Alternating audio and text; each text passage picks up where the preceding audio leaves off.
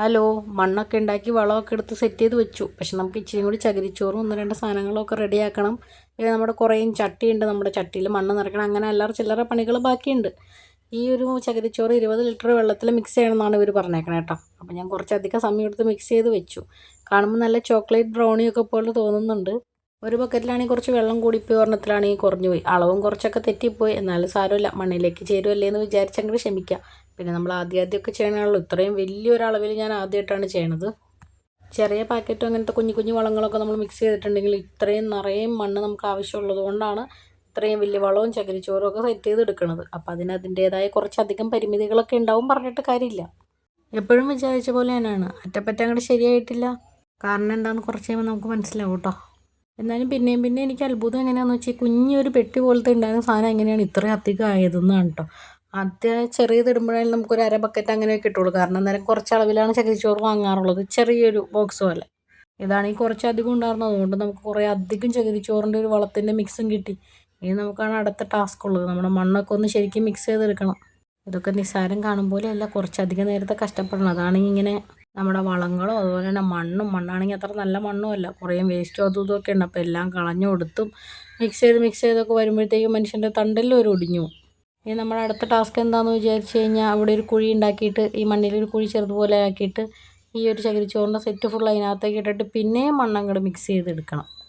അങ്ങനെ നമ്മൾ മണ്ണൊക്കെ മിക്സ് ചെയ്ത് റെഡി മണിയാക്കി എടുത്തിട്ടുണ്ട്. എല്ലാം നിറച്ചു. ഇനിയിപ്പോൾ ഈ ചട്ടി മൊത്തം ഒന്ന് നിറച്ചെടുക്കണം.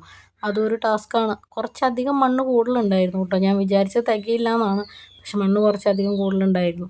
ചട്ടി അതിനനുസരിച്ച് കുറച്ച് കൂടുതലുണ്ടായിരുന്നേ, അതുകൊണ്ടാണ് എനിക്ക് തികയില്ല എന്ന് ആദ്യം തോന്നിയത്. പിന്നെ അങ്ങോട്ട് തുടങ്ങി കുറേ നേരത്തെ കഷ്ടപ്പാടിന് ശേഷം നമ്മൾ ഇതിൽ കണ്ട ചെടിച്ചട്ടി മൊത്തം അങ്ങോട്ട് നിറച്ചു. ഇനി എന്താണ് അടുത്ത പണി? നമുക്ക് നമ്മുടെ വിത്തൊക്കെ ഒന്ന് സെറ്റ് ചെയ്ത് വെക്കണം.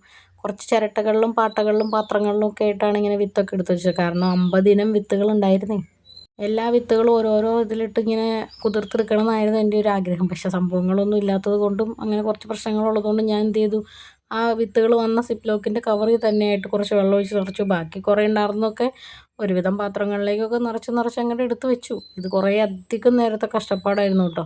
ഇതാണ് നമ്മൾ ആ ചട്ടിയൊക്കെ നിറച്ച് വെച്ച ക്ഷീണത്തിൽ വന്നിരുന്നാണ് ചെയ്തത്. പിന്നെ ഒരു ഇൻട്രസ്റ്റും ഉണ്ട് നമുക്കിതിനെക്കുറിച്ച്, ഒരു ആകാംക്ഷയും. പിന്നെ എന്തുകൊണ്ടാണ് ഇതൊക്കെ ഒന്ന് മുളച്ച് തന്നെ കാണുന്ന ഒരു സന്തോഷവും, അതൊക്കെ വെച്ചിട്ടാണ് നമ്മളിത് ചെയ്യണത്. ഇതിപ്പോൾ ഇരുന്നിരുന്ന് കുറേ നാളായിട്ടോ. ഒത്തിരി വിത്തും ഉണ്ട്. ഞാനാണെങ്കിൽ വാങ്ങി വെച്ചിട്ട് ഒരുപാട് നാളായി. പിന്നെ ഫ്ലിപ്കാർട്ടിൽ നിന്നാണ് കിട്ടിയത്. പക്ഷേ എനിക്ക് ഒത്തിരി സാധനങ്ങളൊന്നും മോശമില്ലാണ്ട് കിട്ടണ കാരണം ഞാൻ വിശ്വസിക്കുന്നു.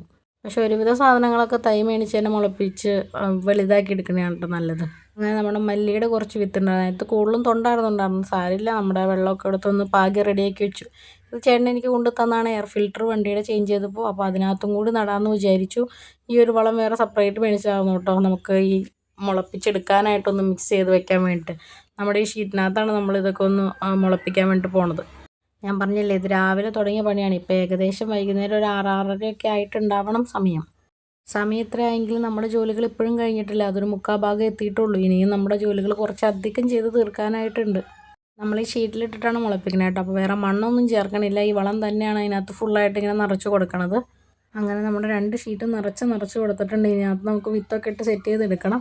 അപ്പോൾ കുറച്ചധികം കല്ല് പോലത്തെ സാധനം ഉണ്ടായിരുന്നു, പക്ഷേ കല്ലൊന്നും അല്ല. അതൊന്ന് പൊടിച്ച് റെഡിയാക്കി നമ്മൾ ഇതിനകത്തേക്ക് തന്നെ മിക്സ് ചെയ്ത് കൊടുക്കണം. ഇതൊക്കെ ഒന്ന് ഒതുക്കി റെഡിയാക്കി എടുക്കാനും കുറച്ചധികം സമയം എടുത്തു കേട്ടോ. പിന്നെ ഇതൊക്കെ ഒന്ന് മുളച്ച് തന്നെ കാണുമ്പോൾ കിട്ടുന്നൊരു സന്തോഷത്തിന് വേണ്ടിയിട്ടാണ് ഇങ്ങനെ ചെയ്യണേ. മുളയ്ക്കുമല്ലോ അല്ലേ എന്ന് ഞാൻ എൻ്റെ മനസ്സിനോട് തന്നെ ചോദിച്ചു. അല്ലെങ്കിൽ ഇത്ര നേരം കഷ്ടപ്പെട്ടത് വെറുതെ ആവില്ലേ?